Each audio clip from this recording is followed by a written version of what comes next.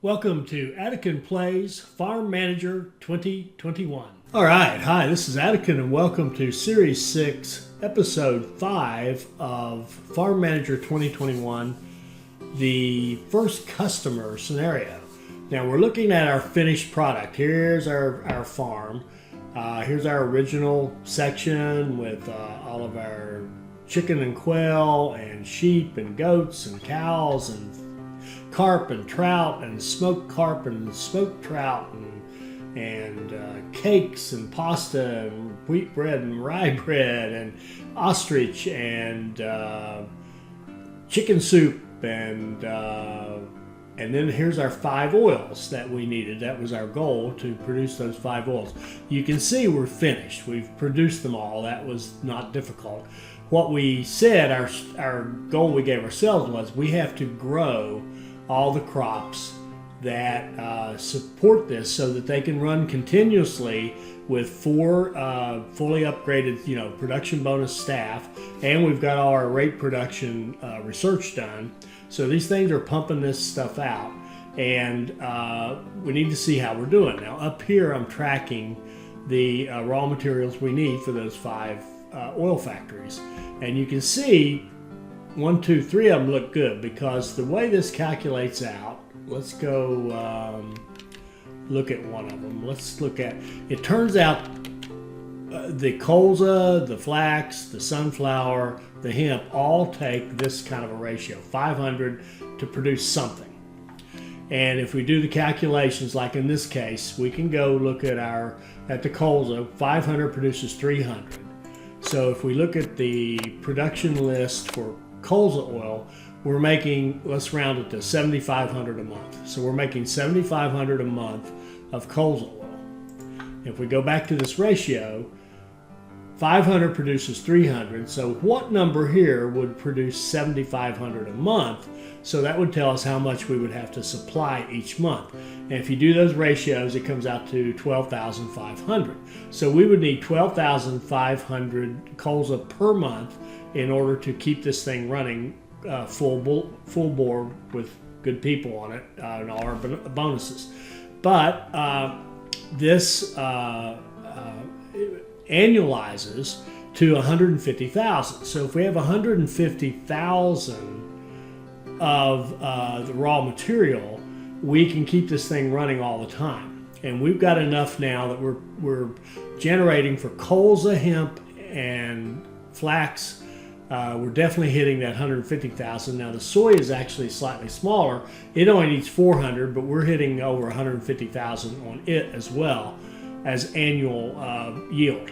And I'm not saying there's 150,000 here. That's not the point. The point is we're producing at least 150,000 each year with our harvest. The one we're low on is the sunflower, and the reason is because, well, we're not now, but the reason we were with the original design was because the sunflower yield, you can't see it here, but it's only around 15,000 versus 50,000 for the rest. So to address that problem, I put in another little module back here. These are all sunflower fields, and they add up to a little over 6 hectare total. This is a full one, this is a full one, but then all of them added together a little over 6 hectare.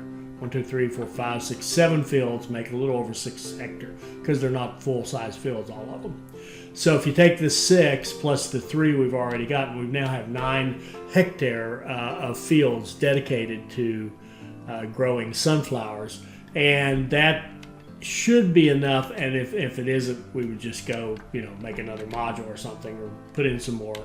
We could probably even sneak a couple more fields over here if we wanted to for this setup right here. So we're good. Okay, we're done. It's, to me, we've hit all our objectives. We can run this thing continuously and make money. Speaking of money, we can make right now our monthly budget's of 3.8. It's been over 4 at times. It depends upon when you stop it, and about 47.5 annually. So we're making close to 50 million a year in profit on our little farm and doing all right. So let's declare success on this one because the other problem is if we keep playing, it changes. After you finish, see, now we can do anything. Now we've got the ability man, I've said this before, that's growth bar hides the first time you open these up. But anyway, now see, we've got all the plants. And before we just had the smokehouse and the bakery and the oil factory and food processing. So the game has changed now that we've completed the scenario. So I'm going to, again, declare this one success and move on to the next scenario. And I think the biggest thing I learned from this one was, if you're going to set up these little modules of farming like this, and I love this, I love these 8 large fields, you have to watch the range. Make sure you set the range of your house to keep these workers dedicated to these fields, and you have to set the range of your equipment so that it's only used on those fields, so you don't end up in a situation where somebody who wants to work on this field but doesn't have the equipment would walk all the way over here to get the equipment to come over here to do work, which is inefficient. Plus, it's taking the equipment away to do over here what could potentially, just in a minute, need to be done over here. So I kind of like to have them dedicated like that. So the one thing in this particular design, there's an overlap here with a couple of fields, and with this one here with a couple of fields. That's not too bad, but that's not perfect. Down here, I've got it set, so they only just get all the fields that they need, and the equipment just gets the fields that it needs. Here, there is one little overlap here, because if I try to take this one down anymore, it's going to lose. When it loses this one, it'll lose this one too, I think, is how that, yeah, see, they're kind of equidistant. So to, if you're going to get all these, you have to take that one in too. But that's okay. That's not bad. So there we go. So again, there's what our farm looks like. It's nice. It's nice. It's optimized. I think everything is 150% productivity. Let's look at all our animals.